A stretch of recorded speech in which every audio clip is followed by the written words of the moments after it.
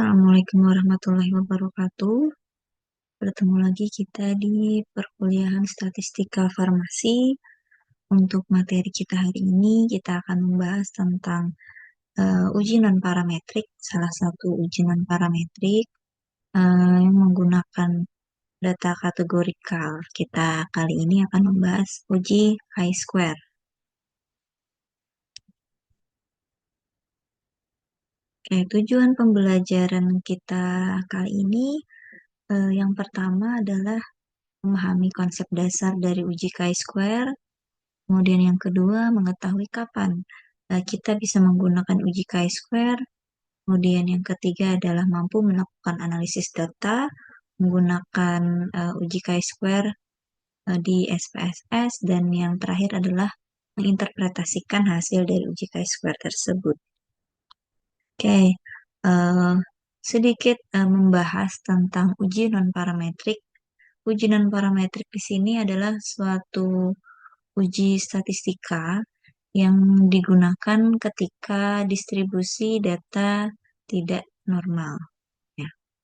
Jadi ketika kita memiliki data yang setelah dilakukan pengujian normalitas, itu hasilnya tidak berdistribusi normal, maka kita bisa menggunakan uji non-parametrik. Selain itu, uji non-parametrik juga digunakan untuk parameter populasi yang tidak diketahui dan juga data yang bersifat kualitatif. Nah, untuk uji non-parametrik ini, data yang diuji umumnya berupa skala nominal ataupun ordinal, atau jenis datanya adalah data kategorikal. Nah, ada dua kriteria pemilihan uji ya, apakah kita nantinya menggunakan uji parametrik ataukah uji non-parametrik. Yang pertama didasarkan atas distribusi dari data yang kita punya. Ketika kita memiliki data yang berdistribusi normal, kemudian yang kedua adalah ukuran sampelnya lebih dari 30, ya berarti kita menggunakan uji parametrik. Kemudian yang kedua, uji non-parametrik bisa kita gunakan ketika tadi yang pertama adalah data kita tidak berdistribusi normal. Kemudian yang kedua adalah ukuran sampel yang kurang dari 30. Jadi ukuran sampelnya sedikit, jadi kita bisa menggunakan uji non-parametrik. Kita memasuki ke uji chi-square. Apa itu uji chi-square? Jadi uji chi-square ini merupakan salah satu uji non-parametrik yang digunakan biasanya untuk dua hal ya. Yang pertama untuk uji kesesuaian atau goodness of fit, dan yang kedua adalah uji independen.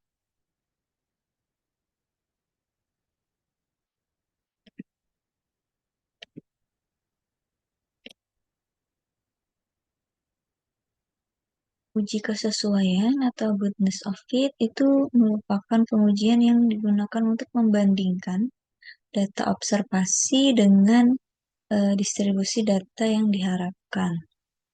Sedangkan uji independen atau chi-square test of independence ini umumnya menguji hubungan antara dua variabel kategorikal. Nah, dalam uji chi-square tadi kan digunakan untuk data-data jenis data kategorikal. Berarti skalanya adalah skala nominal ataupun ordinal.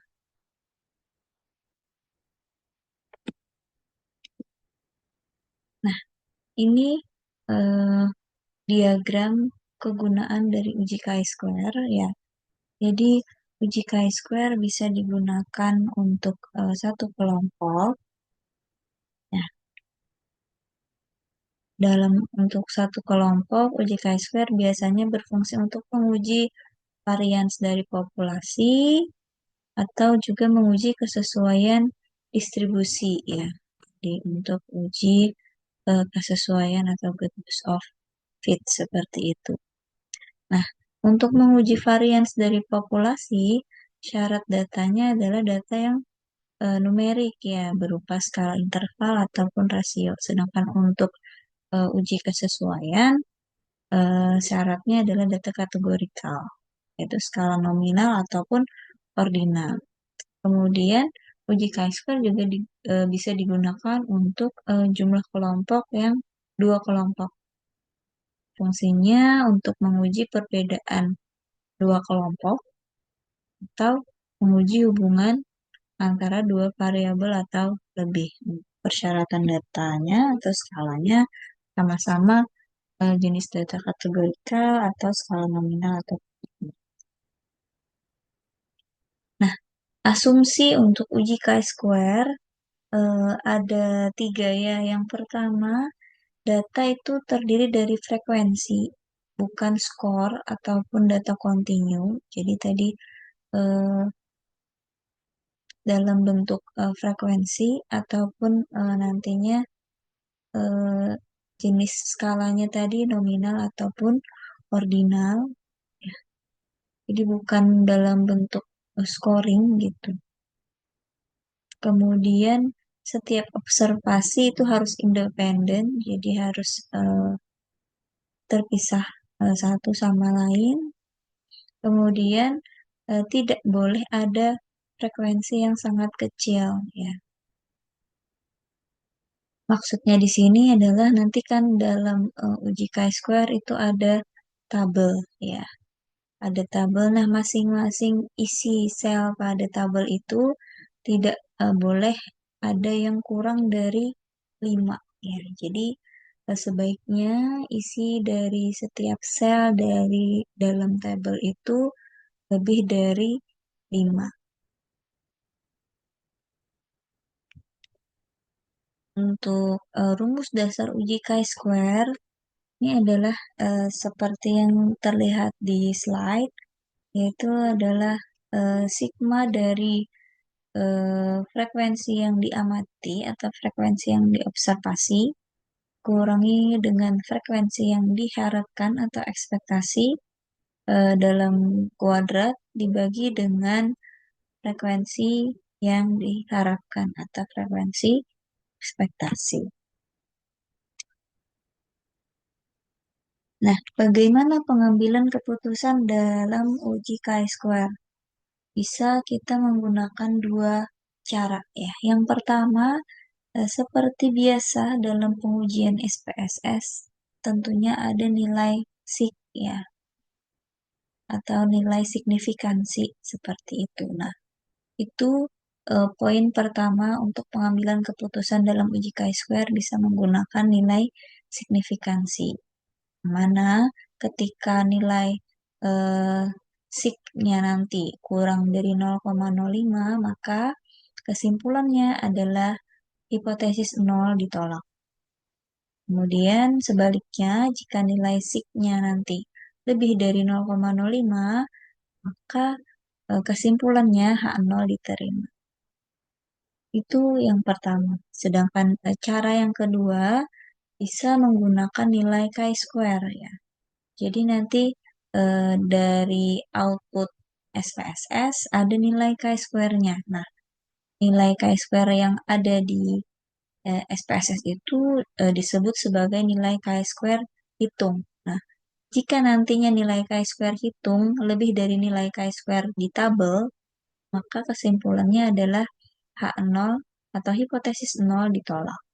Sebaliknya, jika nilai chi-square hitungnya itu kurang dari nilai chi-square tabel, H0-nya atau hipotesis 0-nya diterima. Gambar di sebelah kanan ini adalah gambar contoh ya untuk nilai chi-square. Jadi untuk nilai chi-square tabel dicari berdasarkan tabel seperti yang tergambarkan di slide sebelah kanan ini.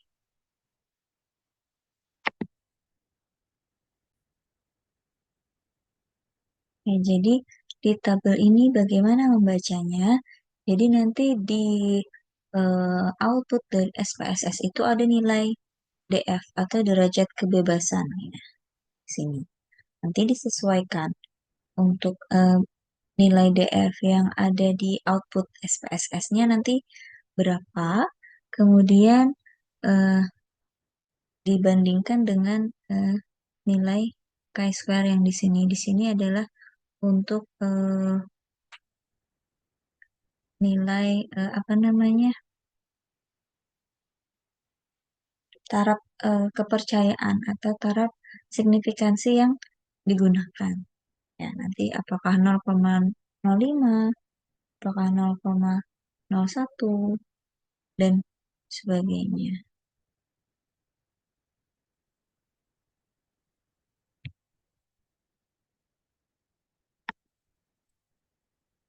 Nah, ini yang pertama.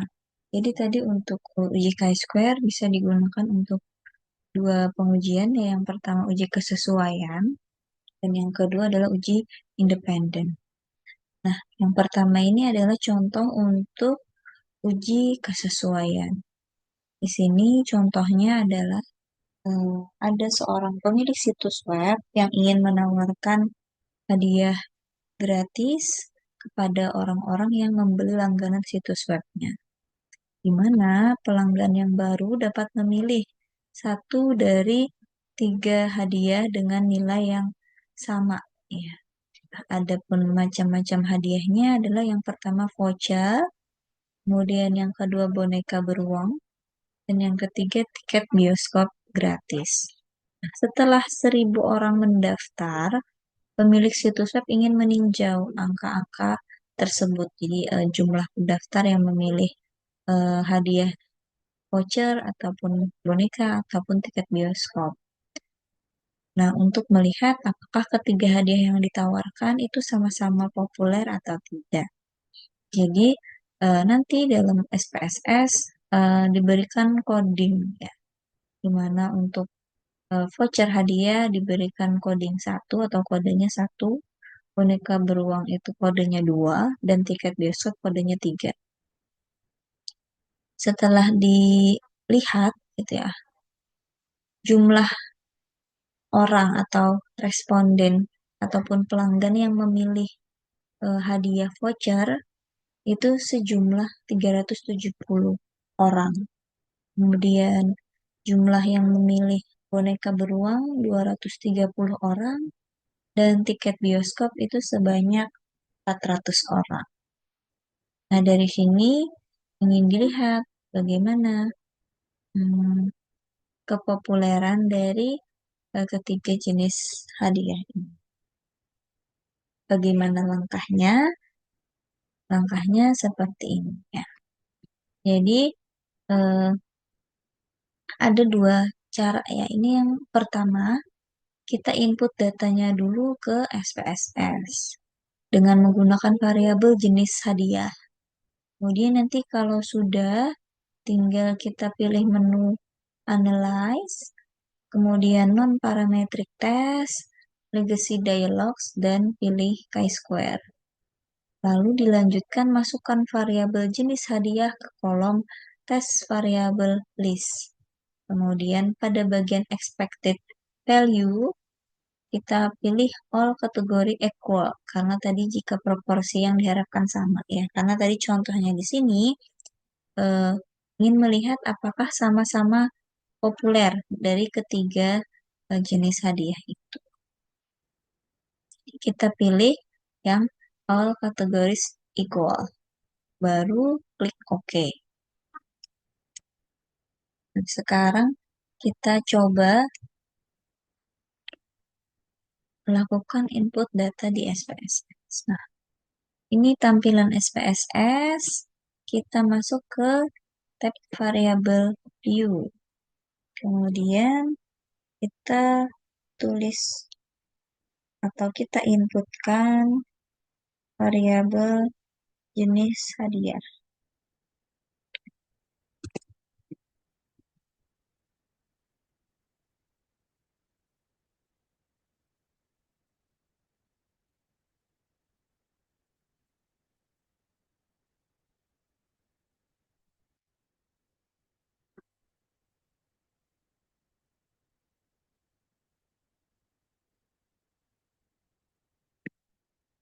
Setelah itu di bagian desimal bisa kita hilangkan, kemudian labelnya kita tuliskan jenis hadiah. Jangan lupa di bagian kolom value kita input. Tadi satu untuk voucher, dua untuk boneka,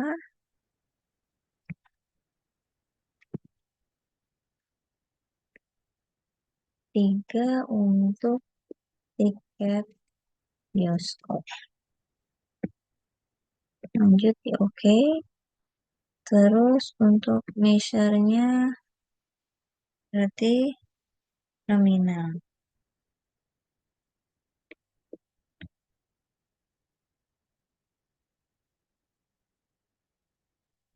Sekarang kita masuk ke data view.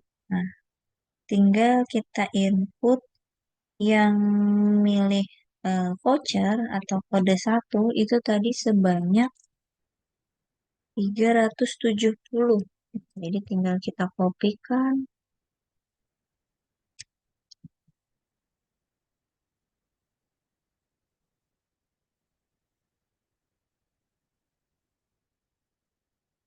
Sampai 370.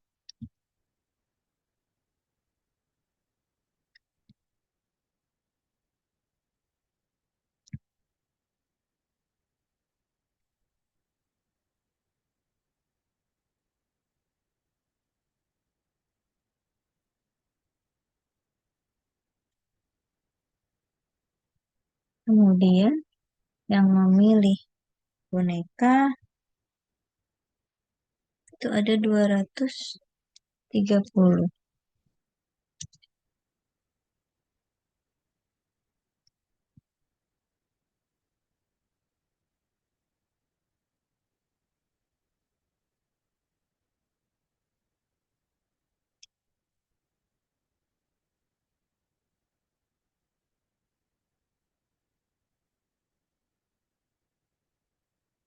Dan lanjut yang memilih tiket bioskop itu 400.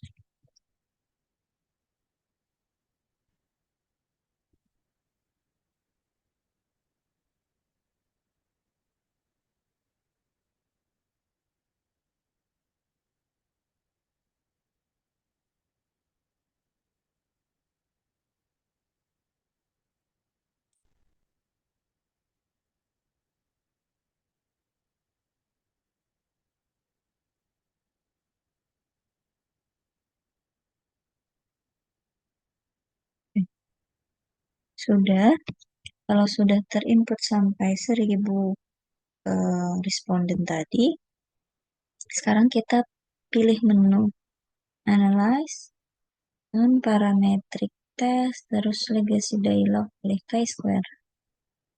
Nah, terus jenis hadiah ini kita masukkan ke kolom atau box test variable is. Kemudian di expected value kita pilih yang all categories equal. Sudah, langsung kita lanjutkan. Oke, nah ini tampilannya ya. Ada tabel untuk frekuensi. Kemudian dan ini hasil tesnya. Ini tadi sudah saya kopikan di slide-nya. Nah, jadi hasil uji tadi ada dua seperti ini. Ini adalah untuk tabel frekuensinya, ya. Dan ini adalah hasil ujinya. Ya, ini tadi adalah jumlah responden atau frekuensi dari pelanggan yang memilih masing-masing hadiah sesuai dengan soal. Kemudian yang ini adalah eh, jumlah ataupun frekuensi yang diharapkan. Seperti itu. Tadi kan karena dia sama, Berarti eh, nilai untuk expected-nya atau eh, apa ya yang diharapkan itu sama. Nah, untuk pengambilan keputusan kita menggunakan eh, di bagian hasil tes ini ya. Kita bisa menggunakan nilai signifikansi ataukah menggunakan nilai chi-square, hitung seperti yang tertera di sini. Nah, kita mulai yang menggunakan signifikansi ya. Di sini terlihat hasilnya adalah 0,000. Nilainya, nilai signya kurang dari 0,05. Berarti hipotesis nolnya itu ditolak. Ya.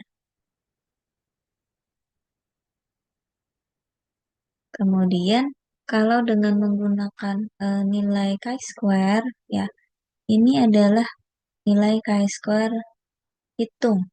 Ya, kita lihat nilai chi-square tabelnya dengan melihat di tabel yang tadi sudah ada saya cuplik sedikit di slide sebelumnya. Dan ini yang saya maksud tadi nilai DF atau derajat kebebasan di sini 2. Jadi kita cari nah nilai chi-square derajat kebebasan 2, kemudian kita tarik garis ke 0,05 ini.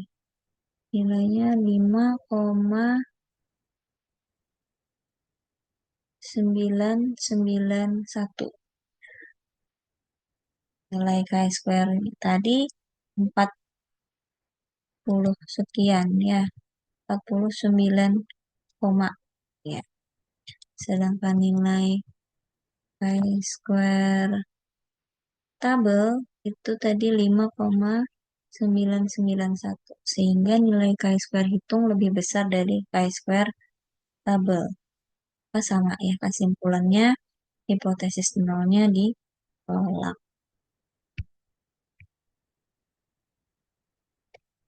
Nah, kemudian di sini ada penjelasan ya bahwa nol sel berarti tidak ada sel di tabel ini, tabel frekuensi yang memiliki nilai kurang dari 5. Jadi syarat asumsi untuk uji chi-square itu terpenuhi.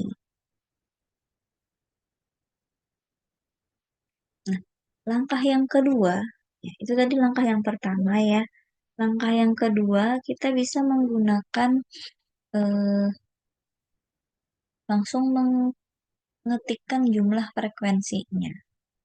Jadi nanti setelah kita input data ke SPSS untuk variabel jenis hadiah, kita tambahkan variabel satu lagi frekuensi. Gitu ya. Jadi kita langsung tuliskan frekuensinya. Kemudian kalau sudah klik data, terus weight case. Di weight case itu untuk frekuensi, untuk variabel frekuensi tadi kita pindahkan ke kotak frekuensi variabel. Terus di OK. Terus kita pilih menu Analyze, Non-Parametric Test, dan One Sample. Lanjut di tab Setting, kita pilih Customize Test, kemudian Compare Observed Probability to Hypothesis atau chi-square test, dan di bagian Expected Value kita pilih juga yang A kategori Have Equal Probability, baru klik OK dan Run. Sekarang kita balik lagi ke SPSS yang tadi ya.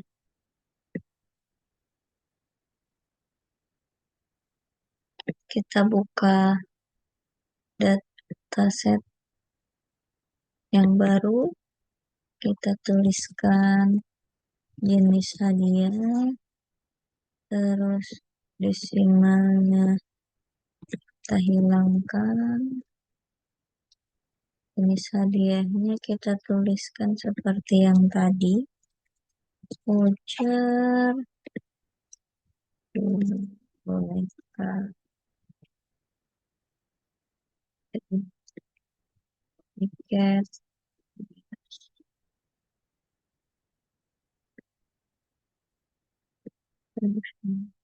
hmm, tambah lagi satu variabel frekuensi.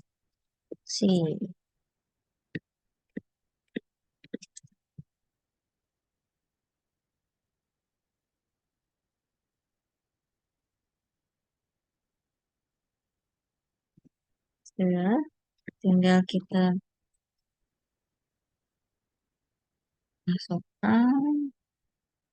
Nah, tinggal kita tuliskan di sini frekuensinya tadi untuk voucher hadiah 370, boneka 203, dan tiket bioskop 400. Sudah seperti ini, kita pilih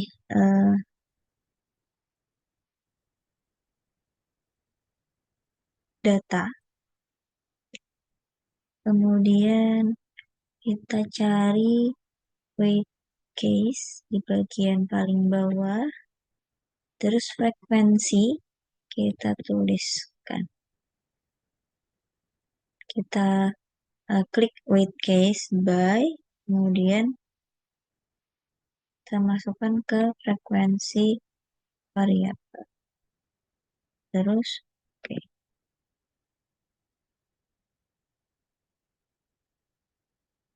Sudah. Selanjutnya, kita masuk ke analyze, non-parametric, dan non-sample. Selanjutnya kita pilih tab setting, terus di bagian customize test, terus kita centang yang compare observed probability to hypothesis chi-square test. Kita klik option, nah terus kita pilih yang di sini all categories have equal probability. Oke, selanjutnya di run.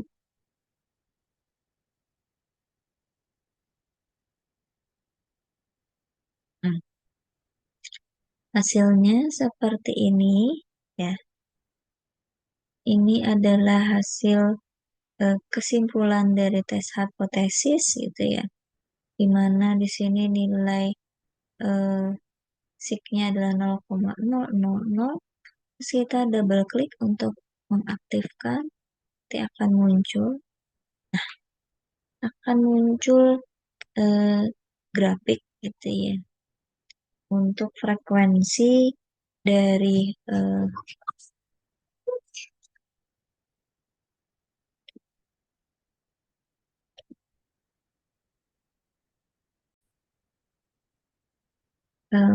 diagram frekuensi dari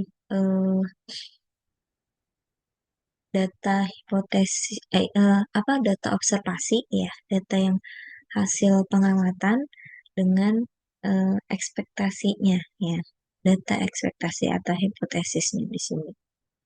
Yang hijau ini adalah data expected-nya atau data hipotesis ya, ekspektasinya kan tadi sama gitu ya. Kemudian data observasi diwarnai oleh warna biru di sini. Oke, ini juga sudah saya kopikan di sini. Nah, di sini juga sudah ada penjelasan bahwa tidak ada sel yang nilai expected value-nya atau nilai yang diharapkannya kurang dari 5. Jadi, berarti syarat asumsi untuk uji chi-square ini sudah terpenuhi. Nilai sigma-nya 0,000 sama dengan ini adalah hasil chi-square hitungnya 49,4. Untuk derajat kebebasan DF-nya adalah 2. Jadi sama ya. Nanti silahkan kalau mau pengujian kesesuaian apakah menggunakan uji yang pertama atau gunakan uji yang kedua. Langkah yang pertama eh, yang menggunakan langsung chi-square. Kemudian langkah kedua menggunakan eh, frekuensi dengan Weikes terlebih dahulu.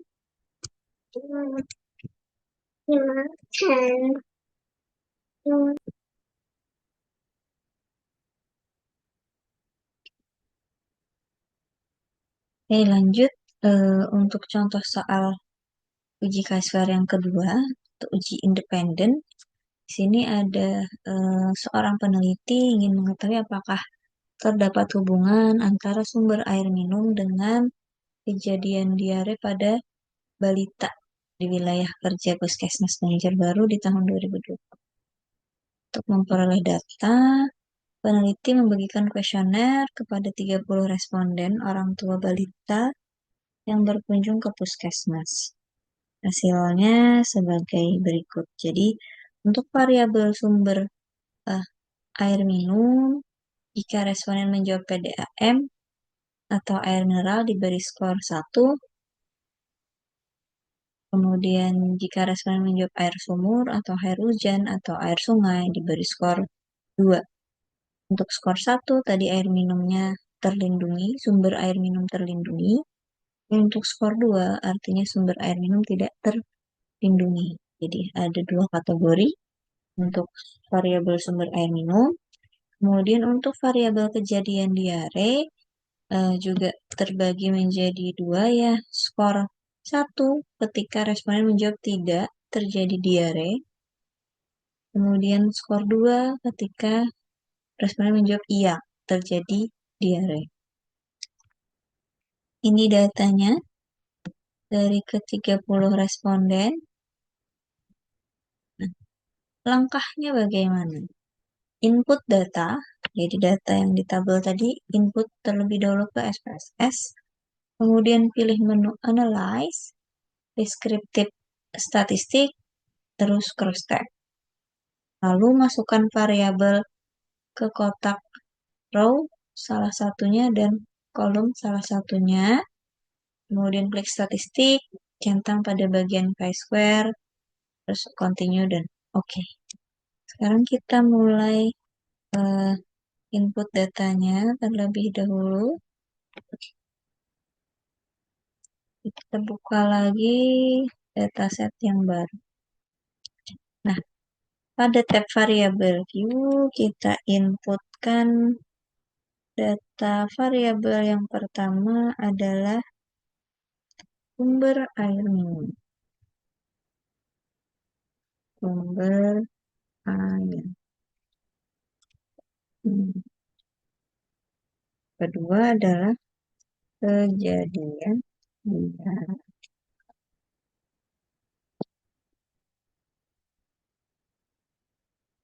Bagian label jangan lupa dituliskan sumber air minum dan juga kejadian diare. Kemudian di bagian value untuk sumber air minum tadi 1 ketika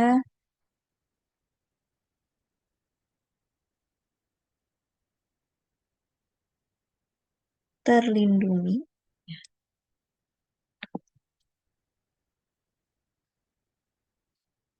Kalau 2 tidak terlindungi.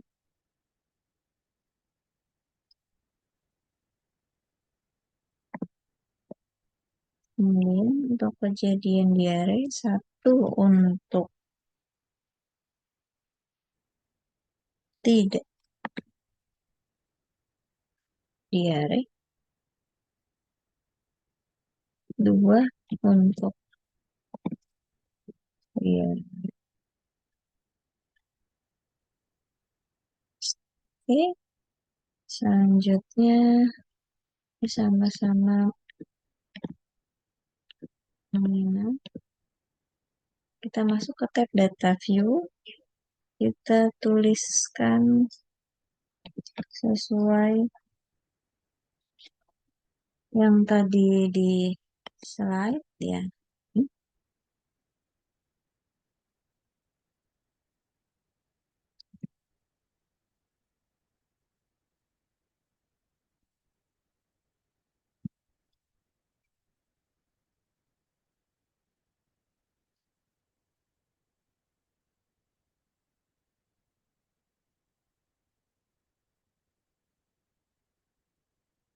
Satu,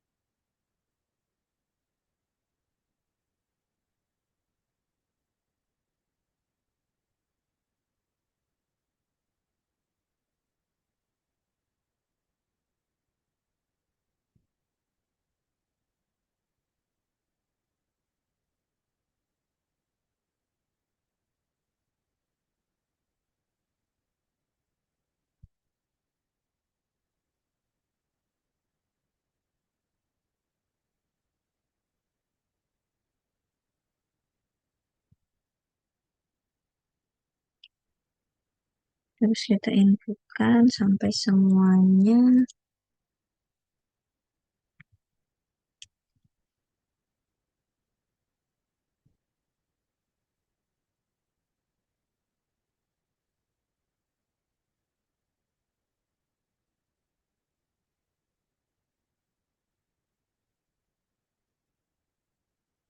Sudah, jika sudah seperti ini, tinggal diklik Analyze, terus Descriptive Statistik, Cross Tab. Nah, sumber air kita masukkan ke bagian kotak row, kejadian diare kita masukkan ke kotak kolom. Sini ya.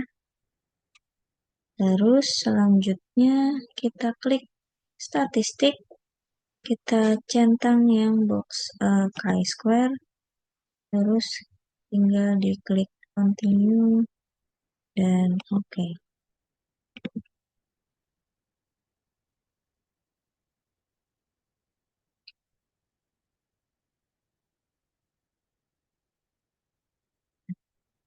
Ini hasilnya, ada tabel yang pertama adalah cache processing summary. Ini untuk melihat data yang diinput itu valid berapa gitu ya. Berarti semua datanya atau jumlah ke 30 data yang diinputkan itu valid. Kemudian tabel yang kedua, nah ini tadi eh,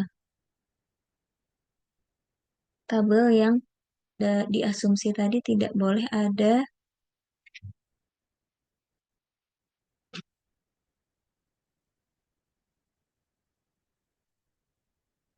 nilai expected value-nya atau nilai ekspektasinya yang kurang dari 5. Seperti itu. Dan yang di sini hasil uji chi-square-nya. Di sini sudah ada disclaimer ya, bahwa tidak ada atau nol sel itu yang memiliki nilai expected value-nya kurang dari 5. Nah, jadi sudah memenuhi. Ini juga sudah saya inputkan atau sudah saya kopikan ke SPSS. Bagaimana ke slide-nya maksudnya, atau ke PPT. Bagaimana cara membaca dari eh, hasil tabel yang kedua ini atau yang cross tabulation ini? Maksudnya adalah jumlah responden yang sumber air minumnya itu terlindungi, yang tidak terjadi diare adalah 10 orang ya. 10 balita yang sumber air minumnya itu terlindungi tidak mengalami diare. Sedangkan ada 2 balita yang mengalami diare pada sumber air minum yang terlindungi seperti itu. Jadi totalnya ada 12 ibu ya dari balita yang menjawab menggunakan sumber air minum yang terlindungi. Kemudian yang kedua yang di sini ada total 18 ibu yang menjawab menggunakan sumber air minum yang tidak terlindungi. Dari 18 itu 5 balita itu tidak mengalami diare, sedangkan 13 balitanya mengalami diare. Nah, untuk hasil pengujian chi-square-nya, kita lihat di bagian baris yang pertama. Ya, untuk nilai signifikansinya kita lihat yang bagian asimsik to side. Di sini nilainya adalah 0,003. Kemudian untuk nilai chi-square hitungnya kita lihat di kolom yang pertama sini, baris pertama nilainya 8,889 dengan derajat kebebasannya 1. Jadi nanti untuk melihat di tabel chi-square kita menggunakan DF atau derajat kebebasan yang 1. Oke, mungkin itu untuk 2 contoh uji chi-square ya, baik itu uji kesesuaian maupun uji independen. Untuk lebih memahami bagaimana cara penggunaan atau pengaplikasian SPSS untuk uji chi-square, di sini saya ada memberikan soal latihan di mana ada penelitian yang dilakukan pada 48 responden pasien dengan diabetes mellitus yang didata kepatuhan minum obatnya dengan rincian variabel seperti yang tertera di slide. Nah, jadi datasetnya sudah saya siapkan, nanti bisa kalian akses di Google Drive materi ya dengan judul file kepatuhan DM1. Nah, terus dari situ ingin diketahui ada 2 hal.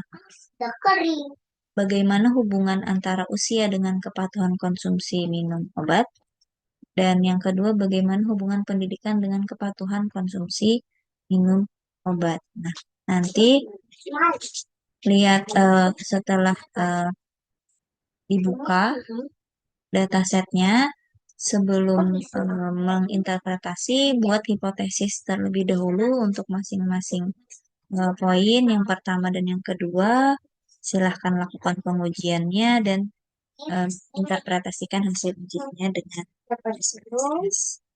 Mungkin itu dulu yang bisa saya sampaikan untuk pertemuan kita kali ini. Terima kasih banyak atas perhatiannya.